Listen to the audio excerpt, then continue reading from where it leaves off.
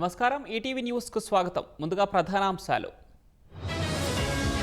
తియాన్జిన్లో Modi Jinping చర్చలు, వాణిజ్యం పెట్టుబడుల విస్తృతికి అంగీకారం. సరిహద్దు సమస్యకు ఆమోదయోగ్య పరిష్కారం, మోదీ జిన్పింగ్ చర్చల్లో నిర్ణయం. ట్రంప్ టారిఫ్ బెదిరింపులపై స్వదేశంలోనే విమర్శలు, భారత్ స్కూల్ పిల్లాడు కాదని హితవు.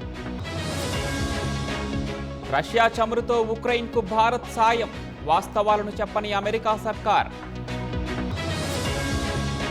పండగల వేళ మళ్లీ మోదీ స్వదేశీ నినాదం, దేశంలో తయారైనవే వాడాలని పిలుపు. బీహార్ ఎస్ఐఆర్పై ఈసీకి 89 లక్షల ఫిర్యాదులు, అన్నిటినీ తిరస్కరించారని కాంగ్రెస్ ఆరోపణ. వరద గుప్పెట్లో పంజాబ్, సహాయక చర్యల్లో పాల్గొంటున్న సైన్యం.